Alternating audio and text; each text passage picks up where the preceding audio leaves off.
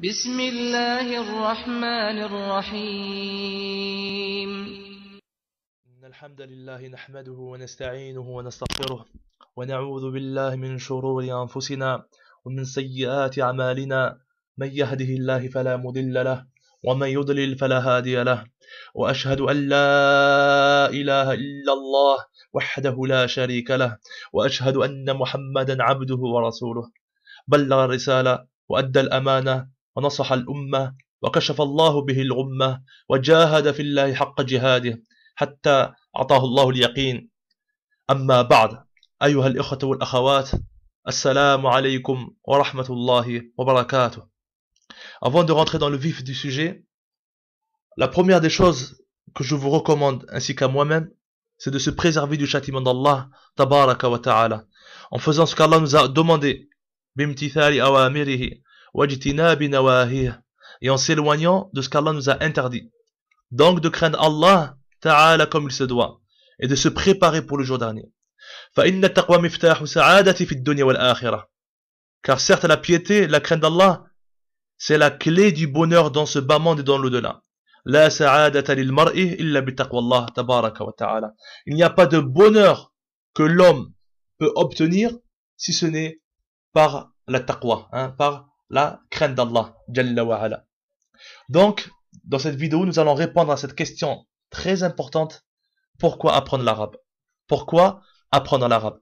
Donc, comme vous savez, autant que moi, la langue arabe, c'est une langue ancienne. C'est une langue ancienne qui appartient aux langues sémitiques et qui a été utilisée depuis l'Antiquité, bien avant le prophète Mohammed sallallahu alayhi wa sallam. Des peuples parlaient cette langue. Le peuple des Ad, par exemple, ou le peuple de Thamoud. Il y a encore eu d'autres peuples qui parlaient cette langue. Eh bien, il faut savoir que la langue arabe, non seulement elle est importante pour pouvoir lire le Coran, pour pouvoir lire la parole d'Allah, afin d'avoir accès à cette parole divine, à la parole d'Allah qui n'est pas créée, parole de Dieu, qui vient de lui, mais aussi et surtout pour comprendre la religion, pour comprendre l'islam, pour comprendre l'islam. Pourquoi? Parce que la religion, ad-din, c'est un minhaj haya, c'est un mode de vie. C'est un mode de vie. Il faut savoir que dans l'islam, ad-din, la religion, c'est tout mode de vie. C'est la façon de régir un pays, un état, une société, d'accord? C'est une justice aussi. C'est pourquoi Allah subhanahu wa ta'ala dans surat Yusuf, il dit quoi? Il dit en arabe, Ma kana liya'khudha akhahu fi dinil malik. Il ne pouvait se saisir de son frère selon la religion du roi, fi dinil malik. Et en fait, en revenant au tafsir, donc à l'exégèse, à l'explication qu'en donnent nos anciens savants, nos pieux prédécesseurs, il les dit quoi? Comme il dit Ibn Kathir aussi, il dit Ay fi hukm al-malik. Fi din al-malik, ay fi hukm al-malik. Lorsqu'il dit la religion du roi, ça signifie la justice du roi, c'est-à-dire la justice du roi. Allahu Akbar. Vous vous rendez compte? Vous voyez un peu l'importance? C'est-à-dire que Allah Ta'ala, au lieu d'utiliser le mot justice, il a utilisé le mot din. Din al-malik, la religion du roi. C'est pour vous montrer que toute justice, toute façon de gérer ou régir une société, un état, c'est un din, c'est une religion. Donc, on doit apprendre l'arabe pour connaître ce din, pour connaître ce mode de vie qu'Allah Ta'ala nous a enseigné et nous oblige à suivre. Voilà.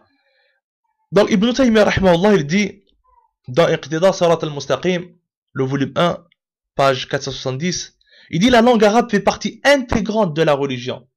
La langue arabe fait partie intégrante de la religion et son apprentissage est une obligation. Pourquoi? Il explique. Car la compréhension du Coran et de la Sunna est obligatoire. Et ils ne peuvent être compris que par l'intermédiaire de la langue arabe. Vous avez compris?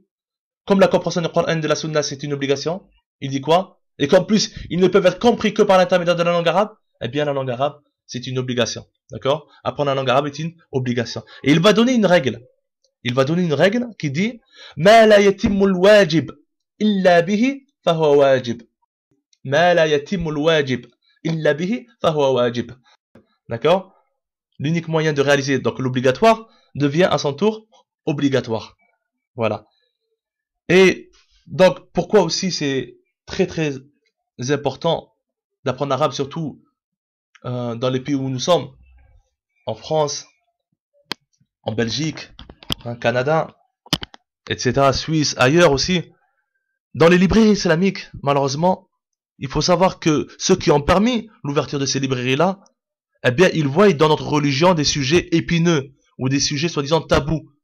Eh bien, ils ne veulent pas que ces sujets-là soient propagés ou que ce soit traduit, d'accord, ou quoi que ce soit. Donc, tous ces sujets-là, que beaucoup considèrent comme tabous ou épineux, eh bien, ils ne vont pas être traduits. Ou bien, on va prendre 2 ou 3 livres très généraux qui rentrent pas trop dans les détails, hein, en prenant le soin, bien sûr, de donner explications qu'on donne quelques contemporains qui défendent bec et ongle l'injustice, la lâcheté, ou bien hein, l'insoumission, plutôt à la loi divine. Alors que tous les sujets, mais vraiment tous les sujets de l'islam ont été bien expliqués par nos anciens érudits, nos anciens savants parmi nos prédécesseurs, mais en arabe, d'où l'importance d'apprendre l'arabe afin d'avoir accès à ces livres. Et justement, il suffit de revenir vers ces livres en arabe pour tomber de haut et s'apercevoir qu'on veut nous montrer une image de notre religion qui est totalement fausse. Et cela à cause de certains prêcheurs qui nous appellent indirectement à une insoumission à la loi divine sur terre, mais plutôt à une apparence seulement de la religion et en même temps au respect et à la soumission d'une chose qui est autre que l'islam, à des valeurs qui ne sont pas les nôtres, en tout cas qui ne sont pas celles de l'islam, et à des choses même qui combattent l'islam. Eh bien ces prêcheurs-là, ils ont beau se montrer avec l'apparence de la sunnah, masha'Allah, mais pour ceux qui connaissent très bien les sources de l'islam et qui font l'effort de les connaître et de les suivre, eh bien leurs propos les trahissent. C'est pourquoi nos anciens, et c'était la parole de Ali ibn Abi Talib radiyallahu anhu, il disait La yu'arafu al-haqqu bil-rijal, Allahu akbar.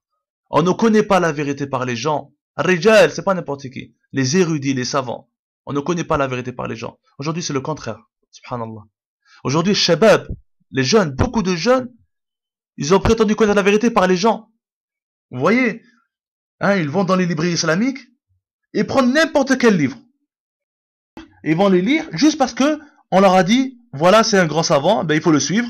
Ou bien, ils vont délaisser n'importe quel livre. Pourquoi? Parce que l'auteur de ce livre a eu des mises en garde, hein, par un tel, alors ils vont pas le lire. C'est comme ça qu'on suit la religion. C'est comme ça qu'on reconnaît la vérité. Nos anciens érudits nous ont enseigné la phrase suivante.